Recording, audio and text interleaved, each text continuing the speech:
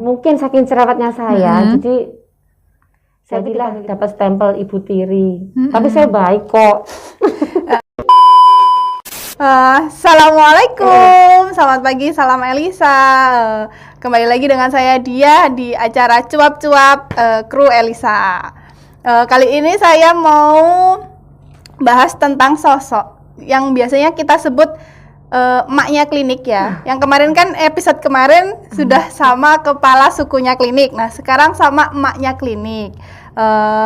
Siapakah dia? Mungkin terus kenapa kok dipanggil emaknya klinik itu kenapa? Nah, mungkin untuk lebih lanjutnya Ibu bisa perkenalkan dirinya dulu. Sebentar, pause. Jangan lupa subscribe. Nyalakan loncengnya ya agar tidak ketinggalan video terbaru kita. Dan jangan lupa jempol atas agar kita selalu bersemangat membuat videonya. Oke, sekarang kita lanjut video selanjutnya. Selamat menyaksikan. Halo, selamat pagi. Salam Elisa. Nama saya Ari. Biasa dipanggil Ibu Tiri ya kalau di sini ya. Ibu Tiri, emaknya yang klinik emaknya juga. Padahal bukan juga sih, bukan mak klinik. Mak klinik kan mak kita. bukan mak klinik. Di sini saya bertugas di pelayanan, tepatnya di poli umum. Ya, mungkin kalau pengen ketemu, silakan klinik Elisa. Nanti ketemu saya ya. Nah, udah tahu kan kenapa beliaunya siapa? Terus beliau disebut sebagai emaknya klinik atau Ibu Tiri. Emang sekarang sih lebih seringnya manggil beliaunya Ibu Tiri. Nggak tahu kenapa, kita bahas sekarang. Sebelumnya saya mau tanya sih Bu, di sini Ibu udah bekerja di sini sudah berapa lama? Alhamdulillah, saya di Elisa itu 9 tahun lebih Mbak Dia. Dari tahun 2001. Bijim 2000 berapa ya, lupa aku. Berapa? 9 tahun? 9 tahunan. 2011 berarti. 2011. Iya 2011 Bu. Kan iya, sekarang 2011. 2001 saya dari dulu dari Jakarta. Lupa. Suka dukanya selama bekerja di sini apa Bu kira-kira? Banyak banget, banyak sekali yang saya terima di sini tuh. Alhamdulillah saya bisa bergabung dengan klinik Elisa. Dari yang saya tidak bisa apa-apa sampai saya bisa belajar, bertemu dengan teman-teman, keluarga baru, dan juga pasien saya anggap keluarga juga di sini karena memang karena kita sering ketemu, jadi mereka menganggap kita juga keluarga seperti itu. Sebelumnya 9 tahun kerja di sini Bu ya, kalau teman-teman yang lain kan kayak kemarin Ibu Restu kan awalnya dari pelayanan, habis itu terus naik lagi jadi bagian umum sampai akhirnya sekarang di kepala tata usaha. Nah, untuk Ibu sendiri awal mulanya kerja di sini emang udah di pelayanan umum atau gimana? Oh enggak, awalnya waktu itu saya di bagian pendaftaran, juga merangkap di rekam medis. Kemudian dari situ kurang lebih di situ tuh 4 tahun, saya tuh sempat di rolling di administrasi di atas. Ya cuman karena memang saya nggak kompeten, jadi memang saya nggak bisa, tipe kalau nggak bisa diem duduk, saya nggak bisa kalau nggak lihat pekerjaan itu selesai. Jadi saya waktu itu memang nggak jadi di rolling ke atas, saya kembali ke pelayanan lagi, dipindahlah ke poli umum. Poli umum, saya di bagian administrasi pelayanan juga dan juga di fungsionalnya juga. Oke, gini Bu, dengar-dengar kan Ibu kan juga dulu kan bukan lulusan yang emang D3 perawat ya, tapi SPK ya. Nah terus sekarang kan udah tahu kalau Ibu kan kemarin habis kuliah, terus udah lulus alhamdulillah. Sekarang kan udah menerima gelar D3 keperawatan toh. Nah, awal mulanya gimana Bu sampai akhirnya Ibu memutuskan untuk sekolah lagi? Habis itu cara mengatasinya sama kerjaan kayak gimana sih Bu? Sebenarnya yang pertama saya berterima kasih kepada beliau Dr. Gigi Elina Wangsit. Karena belum tentu di tempat kerja yang lain tuh kita bisa sekolah, tapi di klinik ini benar-benar siapapun orangnya kalau ingin melanjutkan pendidikan, beliau support sekali. Emang support ya Bu Eli. Terima kasih sekali, beliau memberikan kami kesempatan untuk mengenyam pendidikan. Kemudian kalau untuk pembagian waktu untuk shiftnya juga teman-teman di pelayanan juga enak. Kita juga menyesuaikan dengan jadwal, jadi nggak terlalu mengganggu sih kalau menurut saya gitu Mbak Dia. Oke.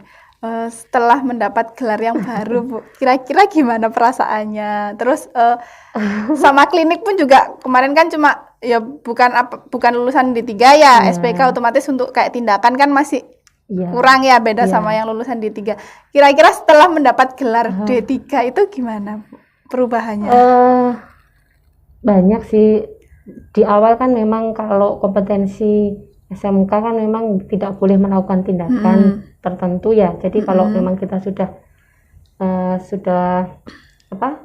meningkatkan jenjang pendidikan minimal D3, sebenarnya minimal D3 itu kita kan juga bisa mengurus surat registrasi, terus surat izin kerja. Nah dari situ kan kita juga bekerjanya kan dengan tenang, tidak ada beban moral, terutama ya moral kepada pasien. Ya alhamdulillah senang sekali. Senang ya. Beda banget ya sama yang kemarin.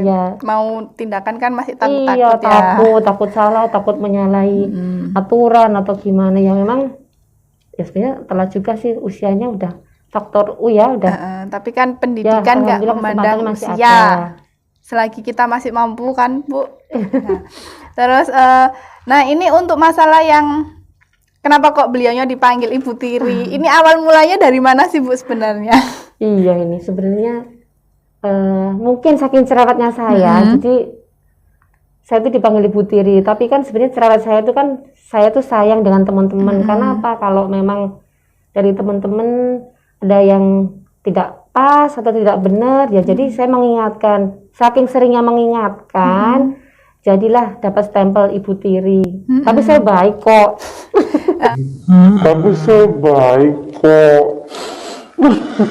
Iya sih, emang beliaunya terkenal juga yang lain ya. Terkenal kadang emang cerewet, apalagi kalau ada terus kayak beliaunya ditegur sama pimpinan gitu, masalah di pelayanan gitu, emang beliaunya langsung naik darah dan pasti langsung ngomel. Tapi emang beliaunya sebenarnya baik, benar-benar jadi panutan kita, jadi ibunya kita. Jadi emang beliau layak untuk dipanggil ibu, tapi karena cerewetnya jadilah Ibu Tiri seperti itu. Nah untuk 9 tahun bekerja di sini, terus otomatis kan sering banget ya ketemu sama Bu Eli lah, ya pasti itu ya udah 9 tahun sama Bu Eli. Kira-kira menurut Ibu, Bu Eli itu seperti apa sih? Kalau menurut saya pribadi, beliau itu Wonder Woman. Apapun dilakukan sendiri. Pertama, nggak pernah capek, nggak pernah ngeluh. Saya pikir, saya itu heran kok ada ya wanita yang kuat seperti beliau. Ya memang jarang sekali saya ngelihat beliau tuh mengeluh. Ya memang tipikal beliau itu kan sosok yang kuat, gitu Mbak Dia. Oke. Mungkin kan juga Ibu 9 tahun di sini udah tahu klinik Elisa itu mulai dari yang Ibu awal mulanya di sini seperti apa sampai akhirnya sekarang jadilah klinik rawat inap Elisa yang alhamdulillah udah akreditasi dan alhamdulillah sudah mulai banyak pasien ataupun orang-orang di Malang yang udah tahu tentang klinik. Kira-kira menurut Ibu seperti apa sih klinik Elisa sendiri yang mulai dari awalnya sampai benar-benar sekarang seperti ini? Kalau menurut saya ya klinik Elisa udah lumayan, ibaratnya anak-anak ya Mbak Dia. Dulu dari bayi, terus merangkak, belajar diri, berdiri. Nah kita tuh mungkin di posisi yang berdiri, tetapi berdirinya masih berusaha untuk yang terbaik, karena memang mungkin juga masih perlu banyak belajar juga kita dari teman-teman juga, dari dokter-dokter juga, dari mungkin dari pemilik juga. Jadi memang perlu proses untuk menuju yang terbaik itu memang kita butuh proses yang panjang. Oke.